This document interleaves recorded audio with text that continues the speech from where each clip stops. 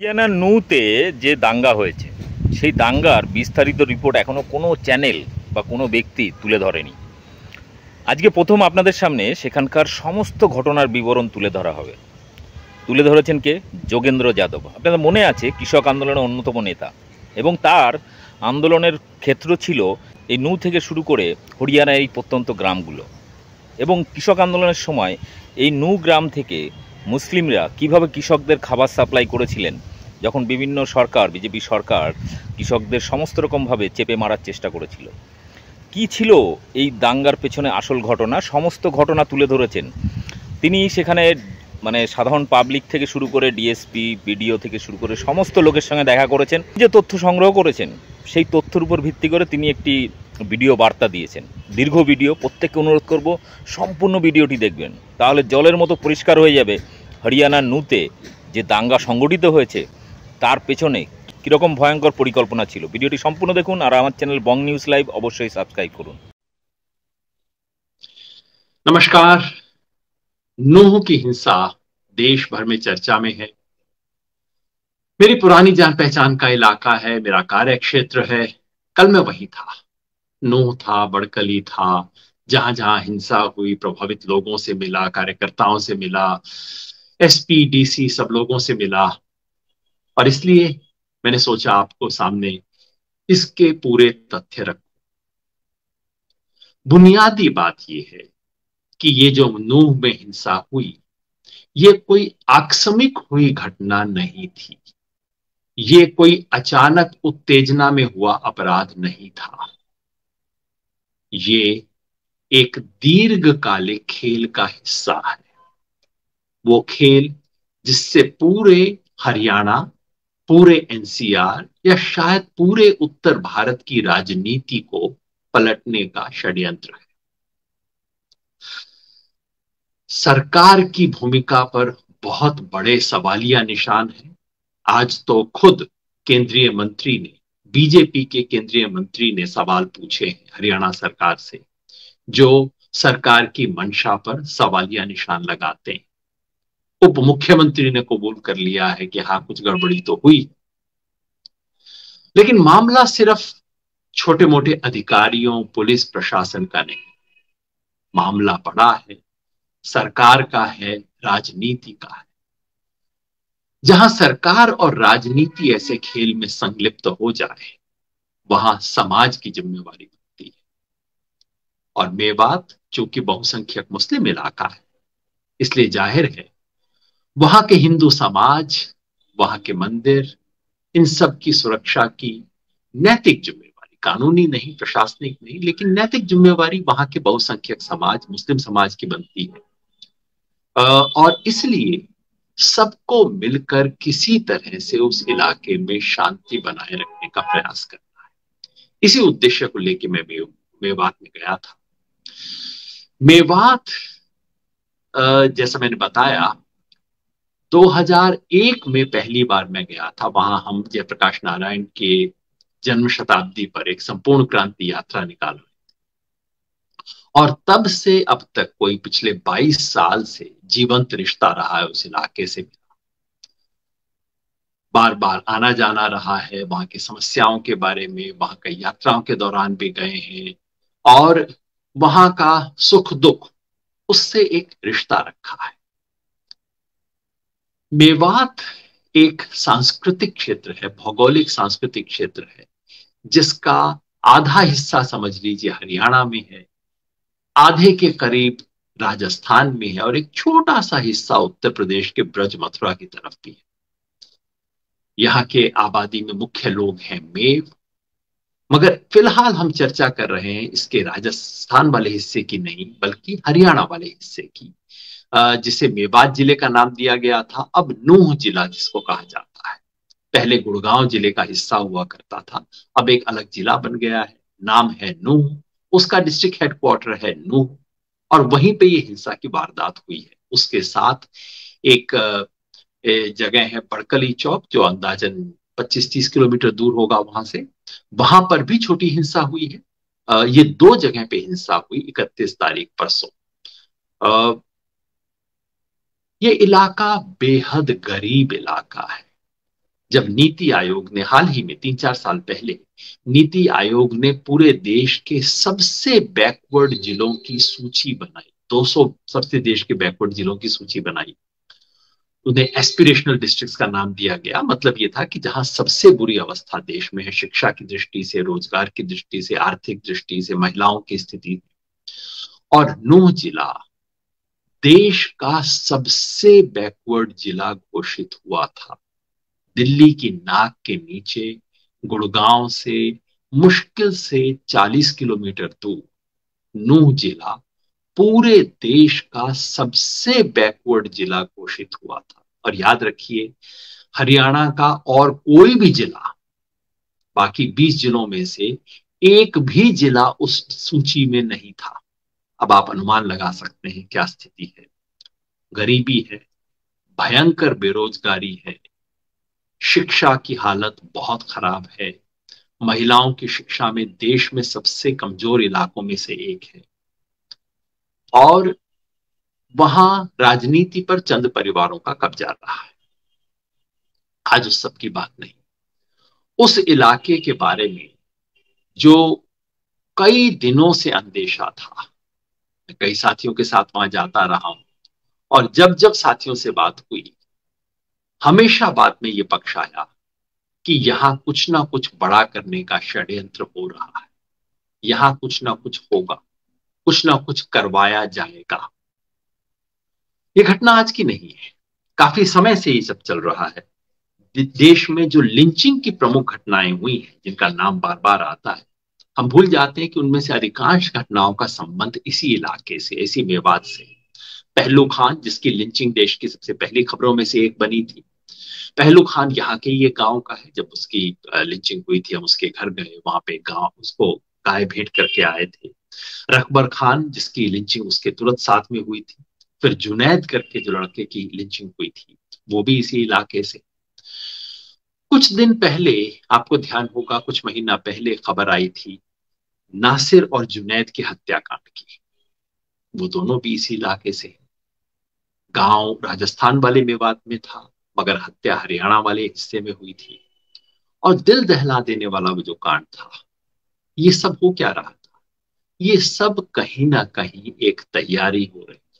और बार बार हमारे साथी कह रहे थे कि मेवात में कुछ ना कुछ करवा के बाकी देश में, देश के बाकी इलाकों में हिंदू मुस्लिम हिंसा, घृणा फैलाने का कुछ खेल, षड्यंत्र यहां रचा जा रहा है। इसलिए बार बार जब भी ऐसी कोई घटना होती थी, हम सब साथी, मतलब मैं, मेरे साथ मेवात में काम करने वाले हमारे तमाम साथी, हम सब साथी बार बार जब जब ये घटना होती थी, बार बार वहां जाते थे, अपील करते थे कि जो कुछ भी है सब्र रखिए, सब ठीक होगा, एक दिन आएगा, न्याय व्यवस्था है, कानून है, इस सब से किया जाएगा। कानून को अपने हाथ में नहीं लेना, इस तरफ से कोई हिंसा नहीं होनी चाहिए, कोई प्रतिकार नहीं होना चाहिए। एक बहुत बड़ी पंचायत भी हुई थी इन सब मामलों पे, जिसमें जाके मैंने बोला था, अपनी बात को रखा था, अपने पिताजी दादाजी का उदाहरण दिया था और कहा था कि बदला लेने से इंसान बेहतर नहीं होता, बदले को छोड़ सकते हैं क्या। तो ये सब मैं इसलिए जिक्र कर रहा हूं कि इस घटना का एक बैकग्राउंड है, लंबा बैकग्राउंड है, क्योंकि दिल्ली और इसके आसपास के इलाकों में, दिल्ली, हरियाणा और पंजाब, इस पूरे इलाके में यही एकमात्र जगह है जहां मुस्लिम आबादी कंसंट्रेटेड है। जो हरियाणा का जिला है नूह, उसमें कोई 3/4 से ज्यादा, 75-80% के करीब मुसलमान है। मुस्लिम आबादी की कंसंट्रेशन का इलाका है। और अगर यहां पे कोई घटना होती है तो उससे बाकी पूरे इलाकों का, पूरे एनसीआर का, हरियाणा का, एनसीआर का, उत्तर भारत के माहौल को सांप्रदायिक किया जा सकता है। इस पृष्ठभूमि में हमें इस घटना को समझना चाहिए। यह घटना हुई है जिसका संबंध है नूह के बिल्कुल पास, कोई 4-5 किलोमीटर दूर नल्हड़ गांव है। उस गांव में एक शिव मंदिर है, प्राचीन शिव मंदिर, और वहां जल चढ़ाने की परंपरा बहुत पुरानी है। लेकिन पिछले 3-4 साल से एक नया रिवाज चला है, एक शोभा यात्रा। उसको हर साल अलग अलग नाम दिया जाता है, इस बार शायद शोभा जलाभिषेक यात्रा नाम दिया गया, जिसमें पहली बार अब बाहर के लोग बड़ी संख्या में शामिल होने शुरू हुए। पहली बार नहीं है कि इस यात्रा को लेकर कोई दिक्कत हुई हो। पिछले से पिछले साल जब ये यात्रा निकली, तो ये यात्रा जब नल्हड़ गांव में पहुंची जलाभिषेक से, तो उस मंदिर से थोड़ा सा पहले एक मजार है। तो इस यात्रा में शामिल कुछ लोगों ने, हुड़दंगियों ने, सामान्य आस्था वाले लोग तो अपना जाते हैं, जल चढ़ाते हैं, साथ में हुड़दंगी शामिल हो लिए, और हुड़दंगियों ने वहां पे एक मजार थी जिसको तोड़ दिया। उस समय हमारे साथियों ने दौड़ भाग करके सुलह सफाई करवाई, यात्रा के आयोजकों ने माफी मांग ली, कहा कि हम इस मजार को पुनः बनवा देते हैं। मजार बन गई, मामला सुलट गया। लेकिन याद रहे कि इस यात्रा में गड़बड़ होती है, हुड़दंग हो सकता है, इसकी पहले से जानकारी रही है। ये यात्रा 31 तारीख को होनी थी। इससे एक हफ्ता पहले मेवात में वीडियो सर्कुलेट होने शुरू हो गए, मेवातियों को चुनौती देते, देखो हम आ रहे हैं, जो करना है कर लो। एक आध नमूना दिखाता हूं आपको, बहुत इसमें काफी कुछ गड़बड़ चीजें हैं जो आपको नहीं दिखाऊंगा। ये जो वीडियो चल रहे थे मेवात में, वीडियो एक चल रहा था मोनू मानेसर के नाम से। अब याद रखिए, मोनू मानेसर वही व्यक्ति है जिस पर जुनैद और नासिर की हत्या का आरोप है। सरकार के हिसाब से वो व्यक्ति भगौड़ा है, जिसका कुछ अता पता नहीं, पता नहीं कहाँ है। और हमारे साथी बताते हैं कि ये तो यही मानेसर में रोज घूमता रहता है, इसमें पता क्यों नहीं है सरकार। तो हत्या का सुन ले नाम मेरा, आज कहने से सारा काम तेरा, तेरे क्षेत्र में मारा ही खौफ पावेगा रे, मारे नाम का अलग ही यहाँ। ये एक वीडियो था, वीडियो लंबा है, उसका एक टुकड़ा आपको दिखा रहे हैं कि भाई अब तो आना ही पड़ेगा, यानी कि हम आ रहे हैं। इसके ऊपर कुछ बीजेपी वाले सफाई देते हैं कि ये वीडियो अभी का नहीं है, वीडियो पुराना है। मगर ये वीडियो एक हफ्ता पहले चल रहा था, चलाया जा रहा था, इसी संदर्भ में चलाया जा रहा था, और ये कह के चलाया जा रहा था कि ये इस यात्रा में 31 तारीख के बारे में वीडियो है। कब शूटिंग हुई को फर्क नहीं पड़ता, क्योंकि लोग तो देख रहे हैं ना। पूरे इलाके में ये संदेश दिया जा रहा था। इस वीडियो के बारे में सबको पता था, और जब उन्होंने कहा कि हम तो आएंगे, तो इसके जवाब में कुछ मेवात के लोगों ने, लड़कों ने भी एक वीडियो बनाया। वो वीडियो इस वक्त मेरे को उपलब्ध नहीं है, लेकिन वीडियो बना कहते हुए कि हाँ हम तुम्हारी चुनौती को स्वीकार करते हैं, हम भी कुछ करेंगे इत्यादि। इस तरह का वीडियो चल रहा है, ये मेरी जानकारी में आया। ये बातें कोई छुपी हुई नहीं थी। 27 जुलाई को नुहू में उस वक्त जो कार्यकारी एसपी थी, उनकी अध्यक्षता में एक मीटिंग। मेवात में एक पीस कमेटी है जिसमें हमारे कई साथी हैं। पीस कमेटी की मीटिंग हुई, जिसमें इस यात्रा के बारे में चर्चा हुई, और हमारे साथियों ने, हमारे साथी एडवोकेट रमजान चौधरी वहां पे थे पीस कमेटी की मीटिंग में। उन्होंने बिल्कुल स्पष्ट रूप से उठाया कि देखिए, ये वीडियो चल रहा है, जवाबी वीडियो बन रहे हैं, ये मामला बहुत टेंस हो रहा है, और यहां लोगों के मन में अंदेशा है कि मोनू मानेसर जो है, ये मतलब आजकल गौरक्षक कह रहे हैं इन सबको, लेकिन सच्चाई ये है कि ये बिल्कुल, जो मेरे सुनने में आता है, व्यक्तिगत रूप से मेरी जानकारी नहीं है, लेकिन ये वो लोग हैं जो कि छोटे छोटे अपराध से अपनी जीविका बनाते हैं। रात को ट्रकों को रोकना, उनसे कुछ पैसा वसूल करना, और उस पैसा उगाही को अब गौरक्षा का एक बड़ा सा लेबल दे दिया गया है। तो उस किस्म के लोग, जिन्हें इलाके में कोई व्यक्ति अच्छी निगाह से नहीं देखता, उस किस्म के लोग अब कह रहे हैं कि हम तो आएंगे, इस यात्रा में आएंगे। यात्रा के आयोजक इसके बारे में कुछ नहीं करते, इसका कोई खंडन नहीं करते, कोई ऐसा नहीं, और पुलिस प्रशासन नहीं कहती कि नहीं ऐसा कुछ नहीं होगा। जब एसपी की निगाह में लाया गया, उन्होंने कहा नहीं आप चिंता ना करें, हम इसका बिल्कुल ध्यान रखेंगे, और ऐसे किसी व्यक्ति को प्रवेश नहीं करने दिया जाएगा, और आप बिल्कुल निश्चिंत रहें। उसके आधार पर हमारे साथियों ने एक पोस्ट भी डाल दी कि नहीं हमें आश्वासन मिल गया, ऐसा कुछ नहीं होगा, इसलिए तनाव की कोई जरूरत नहीं।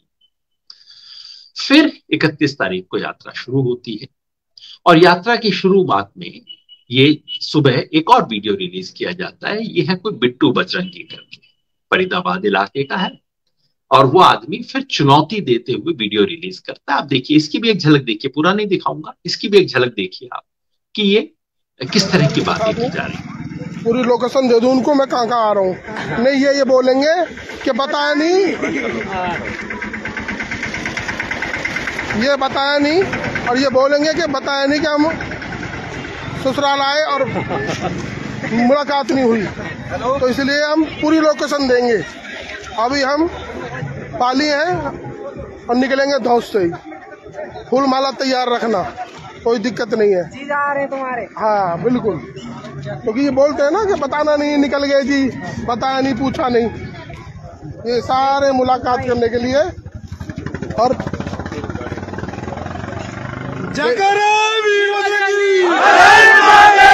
डेढ़ सौ गाड़ियाँ फुल सिस्टम।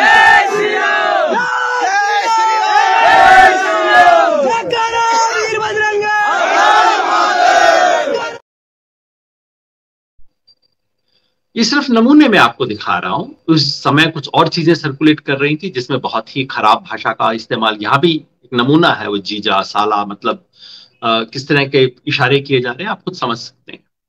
और बहुत कुछ प्रोवोकेटिव चीजें जो मैं दिखाना नहीं चाहता आपको, क्योंकि माहौल खराब करना हमारा उद्देश्य नहीं। इस तरह के माहौल बनाते हुए, ये उस दिन सुबह का वीडियो है जो आरएसएस बीजेपी वाले कहते हैं ना बहुत पुराने वीडियो है। ऐसा पुराने नहीं, बिल्कुल उस दिन सुबह का वीडियो, लोकेशन दे रहे हैं, कह रहे हैं हम यहाँ पे इतने बजे आएंगे। तो वहां पे माहौल ये है कि देखिए अब ये बिल्कुल आपको चुनौती देते हुए आ रहे हैं। अब इस हालात में आप देखिए, इस यात्रा को परमिशन दी जाती है ये जानते हुए कि इसके अंदर गड़बड़ हो सकती है। पुलिस को पूरी इंफॉर्मेशन है।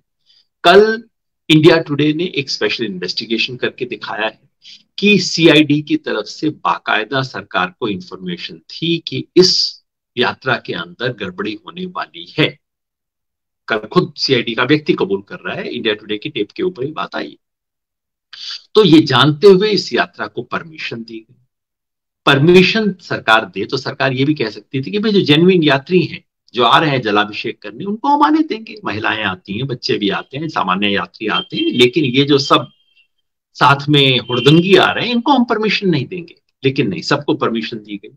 आप खुद वीडियो में सुन सकते हैं, वो खुद कह रहे हैं 150 गाड़ियां आ रही हैं। अब 150 गाड़ियां आ रही हैं इस तरह की यात्रा के अंदर। अब यात्रियों गाड़ियों को परमिशन दी गई। यही नहीं, यात्रा के दौरान, और ये बात टीवी चैनल्स ने बार बार दिखाई है, यात्रा के दौरान ये जो यात्री शिव मंदिर में पानी चढ़ाने जा रहे हैं, जलाभिषेक करने जा रहे हैं, साथ में क्या क्या लेके चल रहे हैं आप देखिए, डंडे, तलवार।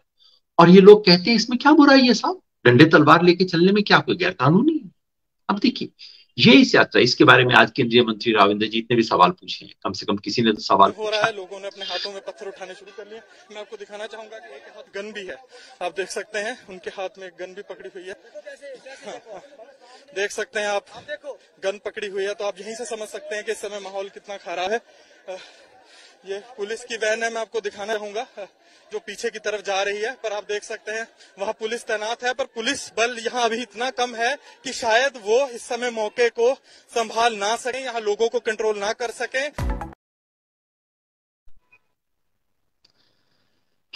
तलवार, डंडे, हथियार, और पहले से आशंका है कि वो संभाल ना सकेंगे। ये हिंसा होने से पहले की फुटेज है।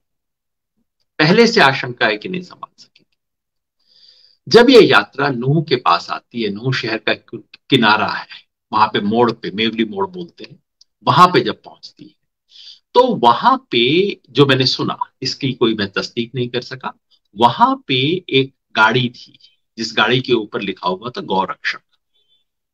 अब स्थानीय लोगों का कहना है कि उसके अंदर मोनू मानेसर बैठा हुआ था। पुलिस प्रशासन आज भी कहती है कि नहीं, मोनू मानेसर वहां नहीं आया। इसकी कंफर्मेशन करना संभव नहीं है। मैंने कोशिश की, लेकिन कम से कम मेरे बस में नहीं है इसका कंफर्मेशन करना कि वो वहां था या नहीं था। महत्वपूर्ण बात यह है कि वहां पे खड़े लोगों को लगता था कि वो वहां पे है। उसमें वहां भीड़ इकट्ठी हुई। भीड़ का मतलब स्थानीय गांव के लोग, क्योंकि नूह जो है ये वहां का सेंटर है, तो वहां के गांव के लोग, ज्यादातर युवा लोग, मैंने एज पूछी तो लगा कि 15 से 25 साल की उम्र के, बहुत सारे लोग इकट्ठे हुए, भीड़ इकट्ठी हुई और वहां पथराव हुआ। पथराव पहले किसने किया स्पष्ट नहीं है। कुछ लोगों का कहना है कि पथराव पहले यात्रियों की तरफ से किया गया। वहां पे एक होटल है, रिस्क होटल, जिसकी तस्वीर मैंने जाके देखी। रिस्क होटल जिसके ऊपर पत्थर फेंके गए, वो वहां के एक मुस्लिम प्रोप्राइटर है, उनका होटल है। इसकी कांच की शीशे वगैरह टूटे, वो हुआ।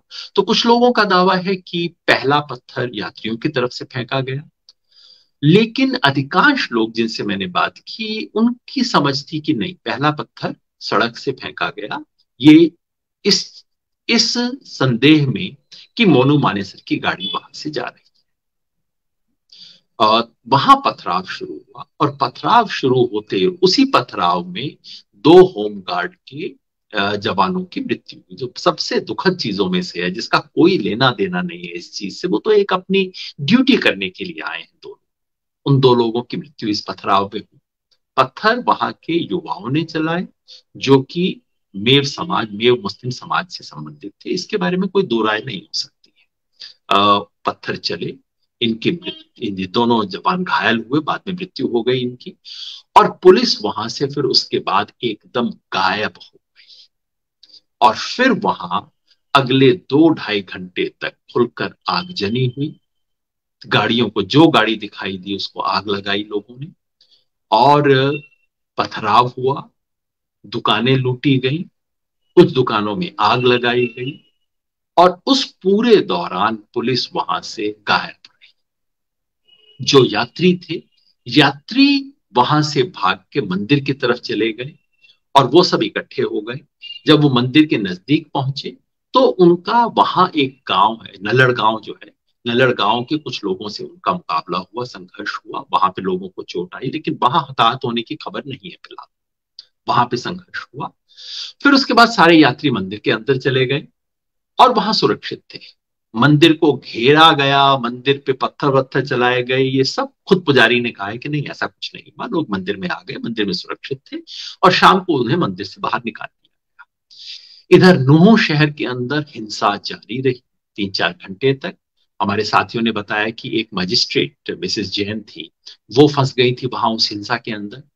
और सेशन जज पुलिस को कह रहे थे कि अरे उस मजिस्ट्रेट को तो वहां से निकालो, उसकी कार जला दी गई है, उसे, वो अपनी बच्ची के साथ वहां फंसी हुई है। पुलिस उसको निकालने में समर्थ नहीं थी। तो हमारे साथ ही गए वहां पे उस मजिस्ट्रेट को रिलीज करवा के ला। ये खबर जब वहां पहुंची, पड़ोस के बड़कली चौक इलाके में पहुंची, तो बड़कली चौक इलाके में भी हिंसा शुरू हुई और वहां भी यही हुआ। 3-4 घंटे तक वहां हिंसा हुई। हालांकि हिंसा का स्केल वहां कम था। वहां 3 दुकानों को जलाया गया और वहां पे तोड़फोड़ हुई, कुछ गाड़ियां भी जलाई गई। वहां पे भी पुलिस नदारद हो गई। अफसरों ने अपने आप को अंदर से लॉक कर लिया और वहां के गांव वाले लोगों ने आके, बिल्कुल नजदीक में नगीना गांव है, उस गांव के सरपंच से हमारी मुलाकात हुई, जो बहुत हिम्मत से जिन्होंने अपना काम किया था। उन्होंने जाके इन सबको बचाया, इन सबको उस हिंसा से बचाने का, बाहर निकालने का काम वहां हमारे सरपंच, मैं नाम ढूंढ रहा था उनका, नसीम अहमद जो कि नगीना के सरपंच हैं। उन्होंने जाके तहसीलदार को बचाया, पुलिस वालों को बाहर निकाला। और जब ये गुंडागर्दी चलती रही, क्योंकि नसीम ने कहा कि देखिए, अगर कोई स्थानीय व्यक्ति होता तो मैं पहचान लेता, मैं उनको कुछ कर देता, लेकिन ना मैं उन्हें पहचानता था जो गुंडागर्दी कर रहे थे, हिंसा कर रहे थे, ना वो मुझे पहचानते थे। ये बाहरी लोग थे, नकाब पहना हुआ था, काला चश्मा लगाया हुआ था। और फिर 2-3 बार प्रयास के बाद नसीम अहमद गांव से सब लोगों को इकट्ठा करके ले गए, मुसलमान और हिंदू दोनों उस गांव में। दोनों जब 400-500 लोगों को इकट्ठा करके लेके गए, वहां पहुंचे और गुंडों को भगाया। तो पुलिस शासन ने नहीं, गुंडों को भगाने का काम भी समाज ने किया और हिंदू मुसलमान ने मिलके किया। ये सब हिंसा वहां पे हुई, जिस हिंसा में अब तक कुल मिला के वहां पे 4 लोगों के हताहत होने की खबर है। 2 पुलिस के, 2 सामान्य लोग जिनकी शिनाख्त अभी होनी बाकी है। और उसके बाद से, जैसा आप जान रहे हैं, उसके बाद से इस घटना को आधार बनाकर पड़ोस के इलाकों में हिंसा शुरू हो गई है। उसी दिन शाम को सोहना, जो कि एक शहर है उससे नूह से कोई 15-20 किलोमीटर दूर। वहां पे हिंसा शुरू हुई। वहां पे जो मेवाती मुसलमान वापस आ रहे थे उन सबको पकड़ पकड़ के मारपीट उनके साथ हुई। उसी दिन रात को गुड़गांव के सेक्टर 57 के इलाके में एक मस्जिद को तोड़ा गया और वहां के इमाम, एक युवा इमाम जो बहुत अच्छी बातें किया करते थे, उस इमाम को मार दिया गया। बाकी सब इलाकों से बहुत भड़काऊ वीडियो चल रहे हैं, मेवात पे चढ़ाई करने के मंसूबे बताए जा रहे हैं, चुनौतियां दी जा रही हैं, षड्यंत्र हो रहे हैं। यही सब माहौल जिसका डर था। तो ये पूरा सच है जो हुआ था।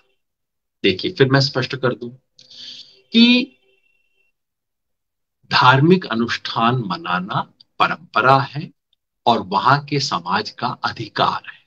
वो ऐसा करते हैं, करते आए हैं, करते हैं, इसमें कोई दिक्कत नहीं। लेकिन चुनौती देना, भड़काना, तमाम तरह की फप्तियां कस के वीडियो चलाना, माहौल खराब करना, तलवार लेना, डंडे लेके आना, ये किसी का अधिकार नहीं। दूसरी बात, भड़काना, भड़काऊपन काफी था। लोगों के क्षुब्ध और गुस्सा होना समझ आता है। विरोध व्यक्त करना भी अधिकार है अगर आपको भड़काया जाए, आपको तंग किया जाए, लेकिन पत्थर चलाना किसी का अधिकार नहीं। हिंसा करना किसी का अधिकार नहीं है। तो ऐसे में करना क्या चाहिए? 4 बात जो होनी चाहिए। पहली और सबसे महत्वपूर्ण बात यह है कि हिंसा को अब और फैलने से रोका जाए। आज भी सरकार चाहे तो हिंसा रुक सकती है। मेवात के चारों तरफ इलाकों में जिस तरह के वीडियो चल रहे हैं, मेरे पास हैं, बहुत भड़काऊ वीडियो हैं, इसलिए मैं दिखा नहीं रहा क्योंकि स्थिति खराब नहीं होनी चाहिए। ये भड़काऊ वीडियो बनाने वालों को पकड़ पकड़ के जो इस वक्त धमका रहे हैं कि अब हम मेवात में कुछ करेंगे, उनको पकड़ा जाए। इस तरह की और कोई घटना जैसी सोहना में हुई, गुड़गांव में हुई, बल्लभगढ़ में भी होने का अभी समाचार था, नहीं, एक और इलाके से आया था। इन सब जगहों पे जो कुछ हो रहा है उसको तुरंत सख्ती से रोका जाए, हिंसा को और फैलने न दिया जाए। दूसरी बात, जिन लोगों ने पत्थर चलाए हैं, जिनके बारे में एविडेंस है, किसी तरह का फुटेज है या कोई एविडेंस है, उन्हें बिल्कुल तुरंत गिरफ्तार किया जाए। लेकिन उनके नाम पर बेगुनाह लोगों की धरपकड़ न की जाए। कल जब मैं वहां था तो स्थिति ये थी कि नूह से सब परिवारों ने अपने लड़कों को बाहर भेज दिया था, भगा दिया था।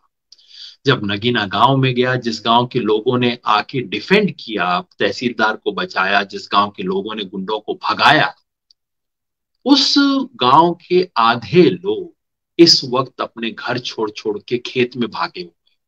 और गांव गांव से कल खबर आ रही थी, जहां मैं फोन कर रहा था, मिल रहा था, साहब मर्द लोग तो सब भागे हुए हैं, सबको लग रहा है कि बस जो हाथ में दिखेगा उसको पकड़ लेगी, उसको तंग करेगी। तो ये जो स्थिति है, इस स्थिति से इस स्थिति की जरूरत नहीं है। जिसके बारे में क्लियर एविडेंस है उसे जरूर पकड़िए। इस तरह के बेगुनाह लोगों की धरपकड़ करने समाज में गलत मैसेज जाएगा। तीसरी बात, जैसे पत्थर चलाने वालों पे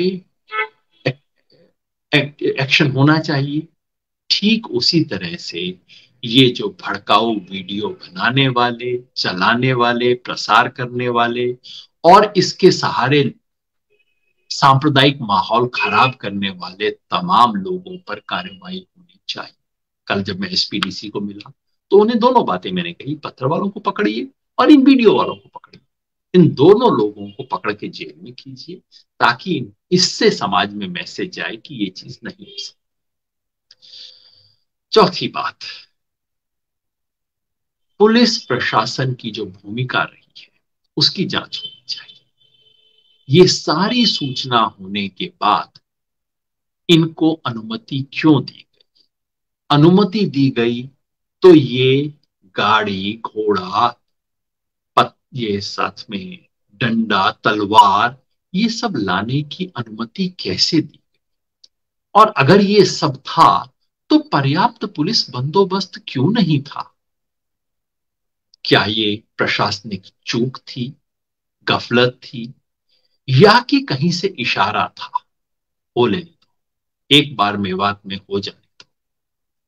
डर यही है, हरियाणा में बीजेपी जब से सत्ता में है तब से कहीं ना कहीं प्रदेश को बांटने की राजनीति कर रही। पहले जाट बनाम गैर जाट, हरियाणा में उसे 135 बोलते हैं, इसका झगड़ा हुआ और बीजेपी ने इसका राजनीतिक फायदा उठाया। और अब डर ये है कि इसे मुसलमान और हिंदू का खेल, जो कि पुराना खेल है इनका, वो बनाया जाए। तो कहीं ऐसा तो नहीं कि ये जानबूझ के हुए कि ये सब होने वाला है, ये हो सकता है, भड़काओ भड़काओ भड़काओ, इतना भड़काते जाओ कि कहीं तो कुछ होगा, और जब एक चिंगारी मिल जाए तो उसको लेके पूरे एनसीआर में घूमो और चारों तरफ आग लगाओ। कहीं ये राजनीतिक खेल तो नहीं था? इसकी जांच होनी चाहिए, इसके बारे में सबको सतर्क रहना चाहिए। और अब तो केंद्रीय मंत्री ने खुद कह दिया है, तो इसकी तो जांच होनी चाहिए। कौन था जिसने इन सब चीजों की अनुमति दी, और पूरा एडमिनिस्ट्रेटिव मेल्टडाउन कैसे हो गया? 3-4 घंटे तक सड़क पे कोई नहीं, जो कुछ मर्जी कर लो, ये स्थिति क्यों आई, कैसे आई? लेकिन आखिरी बात, केवल पुलिस प्रशासन इत्यादि की बात करने से काम नहीं बनेगा। सवाल एक और भी पूछना होगा, समाज का। सरकार की नीयत खराब है, इसमें कोई शक नहीं है, लेकिन समाज की क्या भूमिका है, इसके बारे में भी एक सवाल हमें पूछना चाहिए। मेवात बहुसंख्यक मुस्लिम इलाका है और प्रशासनिक जिम्मेवारी तो सरकार की है, रहेगी। सरकार की चूक है उसके बारे में बताया जाएगा, लेकिन एक नैतिक जिम्मेवारी होती है। नैतिक जिम्मेवारी जिस स्थान पर जो बहुमत संप्रदाय है उसकी होगी। तो मेवात में कल जब मैं मिला तमाम साथियों को, एक जमीयत उलमा हिंद का डेलीगेशन भी मुझे एसपी साहब के ऑफिस में मिल गया था संयोग से, उनसे भी मैंने यही कहा कि जो समुदाय जहां पर बहुसंख्यक है उसकी वहां नैतिक जिम्मेवारी बनती है कि वो अल्पसंख्यक समुदाय की सुरक्षा की गारंटी ले, जिस हद तक वो ले सकता है। हमारे साथियों से सबसे मैंने कहा कि हम मेवात में शांति सेना बनाएं, जहां जहां मंदिर है उनकी चौकीदारी करे, और हिंदू क्यों करे, उसकी चौकीदारी मेव करे, मुसलमान करे, सुनिश्चित करने के लिए कि भाई आपको कुछ नहीं होगा।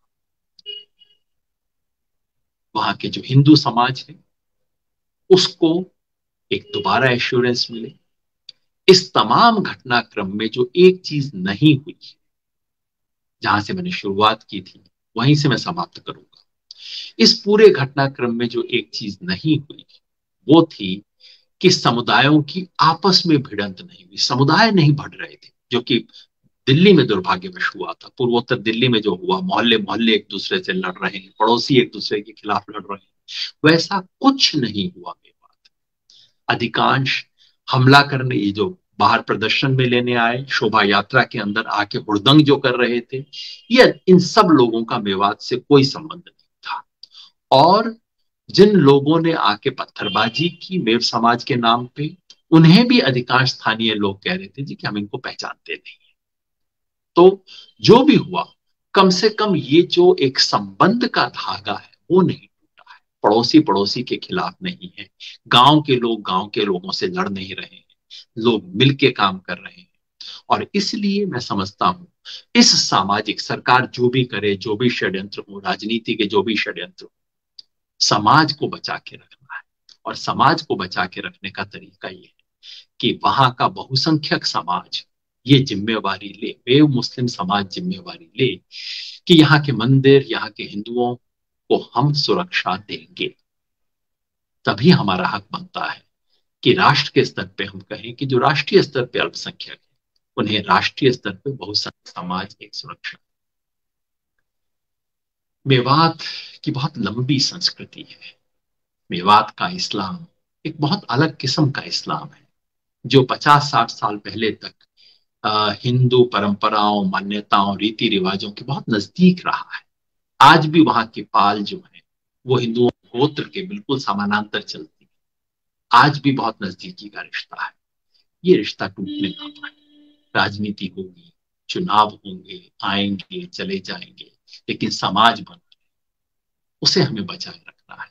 तो इसके माध्यम से मेवात में जब भी इंटरनेट खुलता है और ये बात पहुंचती है, सबसे मेरी अपील है इस समाज को हम बचाए रखें और ये जो सत्ता के षड्यंत्र है उनको उजागर करें। अपराधियों को, चाहे वीडियो बनाने वाले अपराधी हो, चाहे पत्थर डालने वाले अपराधी हो, इन सब को अपने से दूर करें और इस शांति को बनाए रखते हुए हम अपने समाज को सुदृढ़ रखें। नमस्कार, धन्यवाद।